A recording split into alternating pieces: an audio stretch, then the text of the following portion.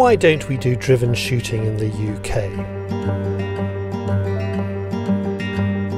We're not talking winged game, we're talking big mammals, deer and possibly boar. For our European brothers and sisters, driving animals to guns is a traditional means of wildlife management, but here it's frowned upon. Why? Unethical, impractical, dangerous, illegal? Not unless you use vehicles. And yet lots of estates now do what's described as deer movement days. What's the difference?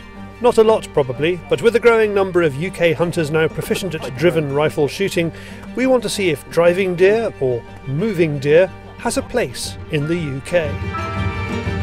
A lot more guys from the UK are going abroad and shooting driven game, and we have got some superb facilities coming available over here.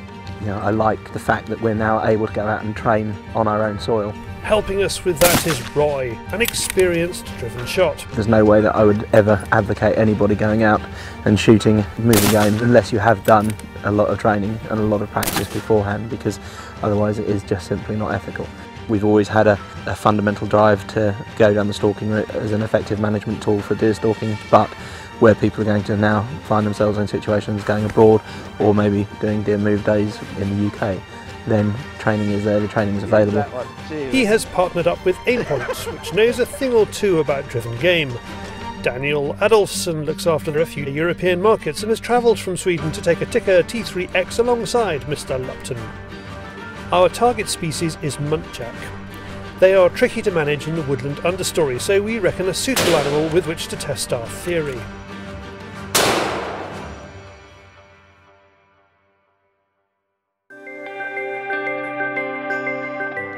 Let's start with our quarry. Roy and his partner Becky rescued a pair of Muntjac last year. They now have a youngster.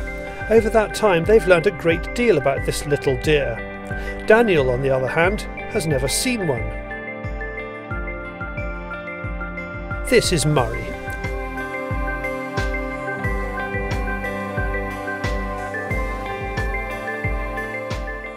I think it's imperative whenever you're introducing to a new species to do your homework, make sure you know what you're looking at. Oh, definitely, yeah. And especially with what we're doing, because we are going to be shooting the animals coming through to us. Yeah, it's not a big target, so it is a small animal. You've got to keep your shot forward. And again, when you see them running, they're very angular at the front, aren't they? You know, they're very low when they're running. That's it. They're down and they're going through. So actually going out and having a look at animals before you hunt them is a very good tool if you can use it. Oh, absolutely. I think it's crucial. And if you doubt, the animal that's coming through, you're not sure, it's easier just not to squeeze the trigger. Yeah. One of the other interesting points with Muntjac, I mean, you were saying about, are we okay if we're wearing blaze orange, when we're doing the shooting, and obviously for the beaters, etc. They don't rely on their eyesight anywhere near as much as other deer species. What they'll do is they'll come out, and rather than getting a look at you, they'll just taste the air, taste the air, taste the air. Again, it makes sense when you think that the majority of the time they're in thick vegetation. Most of the time they're not looking more than a few yards ahead of them. Knowing your quarry is one thing, respecting your quarry is another. Safety and animal welfare are vital for this to work. All the hunting grounds have been vetted. We're using professional guides and we are operating the hunt as if we were on the continent. Blaze orange is obligatory for beaters, guns and cameramen. Arcs of fire are explained before shooting. If possible, the deer are to be shot when stationary. Everyone has a radio. And we have tracking dogs if the need arises. Yeah, but that's it, if you guys just set up quickly, because there could be Muntjac spilling out there very quickly. We know there are lots of animals here, but we have no idea if the munties will appear in front of us. There are only 3 beaters, so in the wider areas there's lots of wiggle room.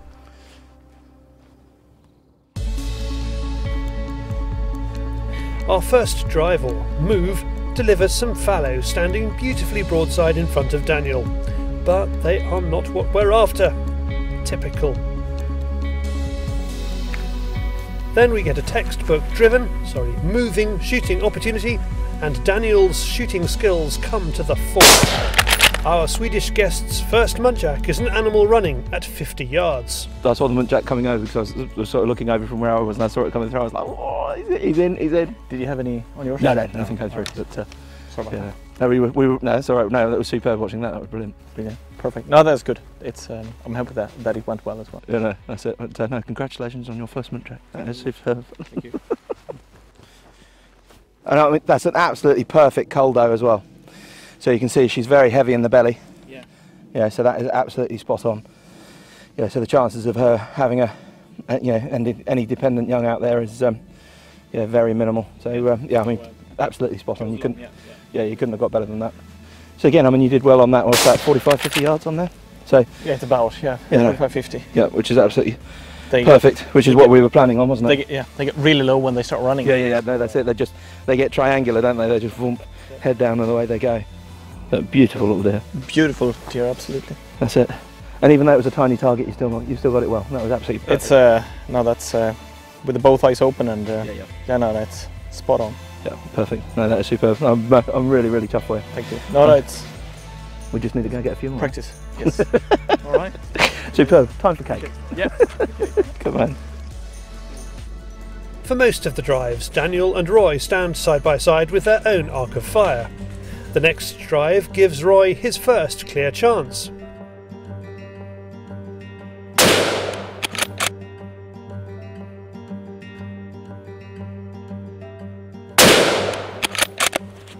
Incredibly, we have 5 cameras pointing in the right direction.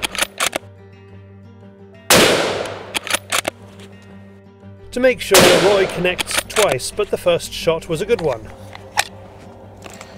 Well, that, as they say, is that is the end of a thoroughly enjoyable morning. That was really, really good fun and lovely to be out and be doing it. And yeah, it worked absolutely perfectly. She ran through, took the first shot. I was happy with the hit, so I just took a second shot as she was coming through, just an insurance shot. But she was pretty much done, so we're going to pick her up, and then hopefully tonight we shall prepare a little bit of venison, or a little bit of Muntjac venison for Daniel to try. We've got bucket loads of good lung blood, etc. there, and she's just down here, so that couldn't have worked out any better. So as I say, both shots I was happy with. As I say, I took a second one. As it turns out, definitely didn't need it. She was dead on her feet, but obviously you just want to make sure that they're done and dusted. And again, just an absolutely perfect little day. What did you think of it so far? No, it's it can absolutely be done. Yeah, they are they're quite fast. Yeah, quite small, but they can be driven. So compared to wild boar, how would you say? The wild boars, I mean, it's a bigger. Yeah. No, that's it. When you think some of the Muntjac are they're really only about the size of the head, aren't they, on some of the wild boar we've seen? Something like that. Yeah, that's it. Absolutely. Who needs wild boar fever? We have wild Muntjac running a slight temperature.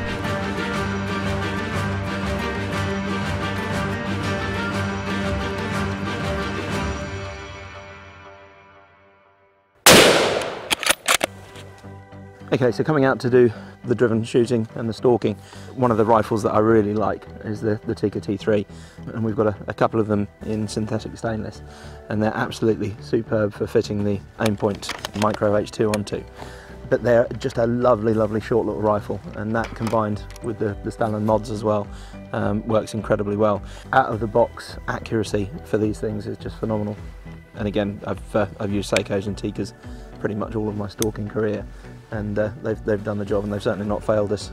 The only problem that we did have from a filming perspective was, unfortunately, we didn't actually have enough room to fit the shot cams on, and you do forget actually how loud they are without moderators on.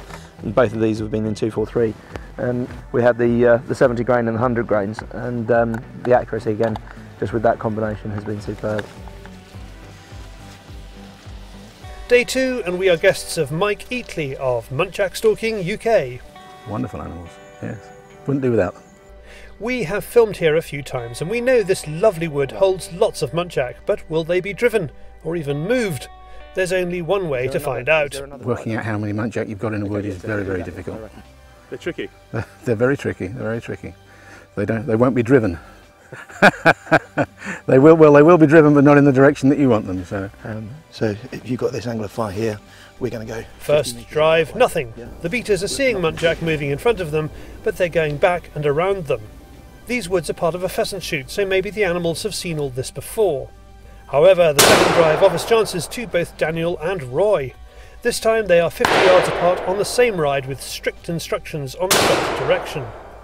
Daniel's fox lives to fight another day, but Roy shoots a buck as it strolls through. He knows it was a good one. No, just coming through. Again, we've got a very short angle of fire here, and he was actually coming back into the pit that we're just pushing through at the moment. But again, just absolutely perfect. He was just trickling through, and as soon as he just popped our side of the tree, then I was able to just take the shot quickly. Oh, hey, there we go. What a beautiful, beautiful buck. Superb. He's a real mature young man. Or, yeah, and that's he's obviously been having a good scrape about. He's scratched his brow tines off. Yeah, perfect little deer. Absolutely beautiful little munty buck there. And again, very happy with the shot. I mean, he was literally just walking through, so yeah, we didn't have to allow for anything on that. But again, just fantastic sight acquisition. Yeah, he was coming through, and as soon as I could see that I had the shot when he was this side of the tree, then we could squeeze the trigger and away. So again, the Aimpoint worked flawlessly there. Obviously left-handed, that one, he's worn that one down. But yeah, couldn't be happy with him. Is he bigger than he thought he was going to be, right? Sorry? Is he bigger than he thought? He's a little bit bigger than I thought he was, yes. Happy days.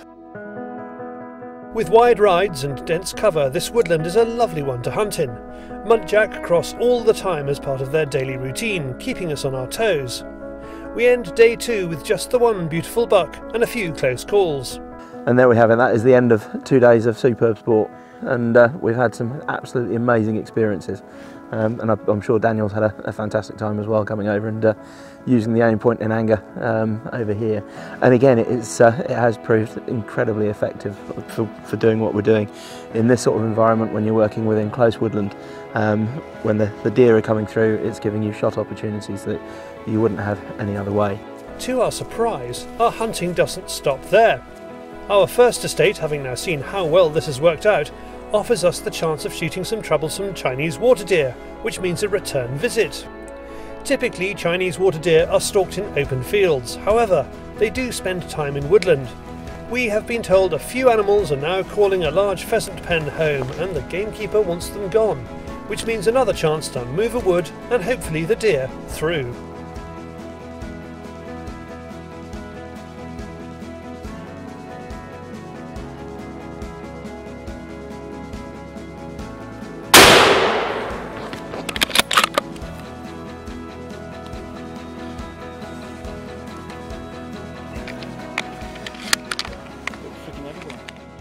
Okay, so we've just come to the shot site, and we've got fantastic blood. We've got lung out as well, so again, it shouldn't be too far in here, hopefully. So you know, very pleased with that one. All right, let's trail it up and see where we are. He has done it again. The outshot is clear. So again, we've got good blood here, and we're probably, what, 15 yards, 20 yards from the shot. And there we go, just over under the trees.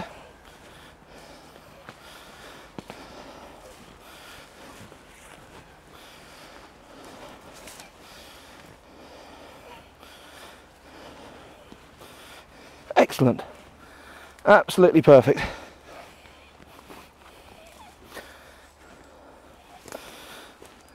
And again, just what we were after. So, lovely little Chinese, and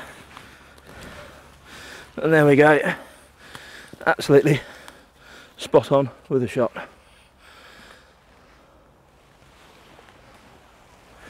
You're actually quite good at it. You doubted me again, didn't you, David? I did. Yes, thanks, mate.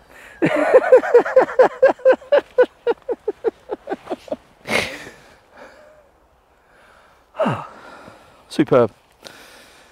Can't get better. I mean, that was going pretty fast. Yeah, no, and that was certainly rattling through there. But again, I mean, yeah, thanks to the training that I received with Eric at Aimpoint, you're just coming through, and you only squeeze that shot off when you're coming through the vitals, when you're coming through that chest.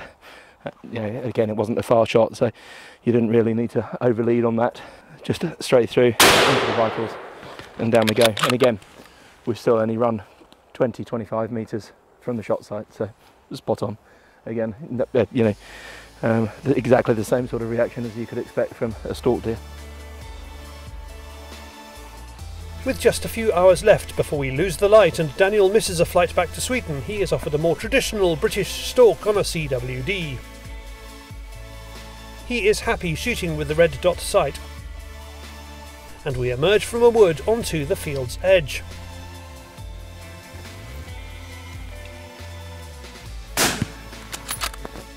He makes no mistake with the shot. It has been an eventful couple of trips. We set out to see if driven deer or moving deer works in the UK.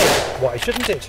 Rifle craft is developing, we have the animals, we have the ground, but there are downsides too. Is it an effective management tool on Muntjac? Probably not. Mike and his crew saw lots trickle back, so there are no guarantees on bag numbers. Commercially, it's a tough call. But was it safe? Was it sporting? Was it great fun? Without question. For more information about the Aimpoint range, go to aimpoint.com. And if you want to stalk Muntjac with Mike, go to muntjacstalkinguk.com.